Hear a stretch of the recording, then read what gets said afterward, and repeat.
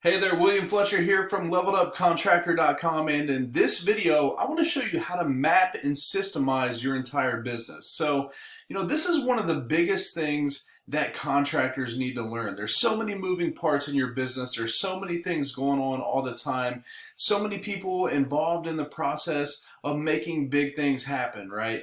And at some point, if you're not there yet, you'll hit this point where your business is just chaos, right? And you got to tame the chaos. You got to bring it back together. You got to tighten up your ship. And that's when you start putting in the systems in place to make that happen. Now, I'm going to give you a very simple formula in this video for systemizing your business and putting together the standard operating procedures to make it run efficiently and effective.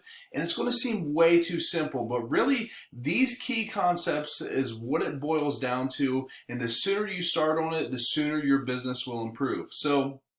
And the first step of this process is to map out the key steps of your day-to-day process. If you're a roofing contractor, what are your steps that happen from the time that you get a lead to the time you collect money from a customer and you close out that lead? What are the major milestones in between there? You have a lead comes in, the phone rings, somebody answers that, right? So you get a lead, right? And then you get a sales appointment, and then you sell the job and you turn in the paperwork, and then you have a sales manager approve it, and then it goes to production. Your production staff schedules the job, and then it goes into production. You actually produce the work, and then someone goes out and collects a check. Whatever your milestones are, you need to put those together for your business, right? Maybe you're not a roofing contractor, maybe you're a different type of contractor. You need to map out what your steps are, your major steps. At this point, you're not getting into detail, you're just giving the high level helicopter view. If you were to look down on your business,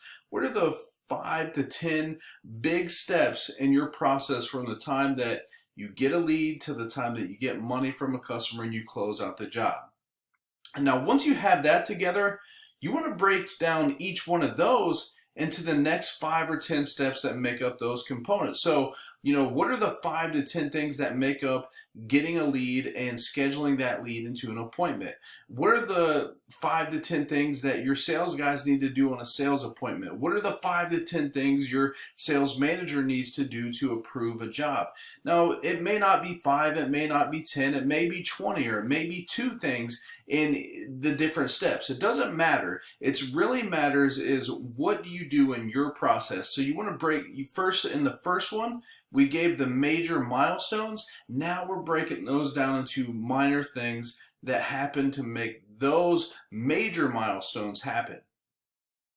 Now, once you have done this, you're going to take all that information, you're going to put it into a document, right? So you want to think of this as an outline. You have your name of your business at the top, you have your major categories, your 5 to 10 major categories.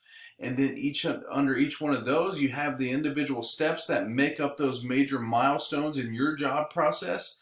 And you put this all into a document. I like using Google Docs for this because I can share it with anybody in the company. Anybody has access to it, and it becomes kind of the Bible of how you run your business. If somebody wants to know, what happens when we schedule a lead, right?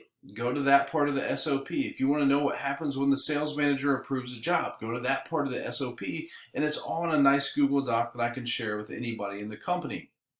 Now, you could stop right here, and this is going to solve 80% of the problems in your business. Just this simple document, having this workflow in place, is going to stop a lot of the questions that people are asking. It's going to stop a lot of the issues that keep on happening because now there's a documented procedure for how to do things. Now, the key when you create this, you want to make it simple. This isn't the 100-page document with all the detailed steps at this point. This is just your major processes and what makes up each one of those steps, and it becomes a simple SOP document for your entire company.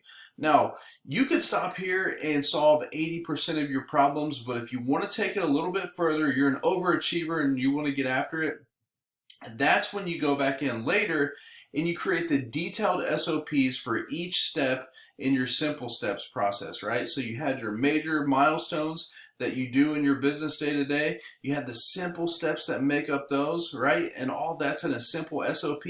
Well, now you just pick each one of those steps and you build a detailed SOP for it. And the way I like to think about it in your simple setup there, before you do this step, is it's kind of the what are the steps, not the how. When you get into this phase, this is when you get into how each thing is done, right? And once you complete this, you're going to have this nice detailed manual of your step-by-step process from start to finish.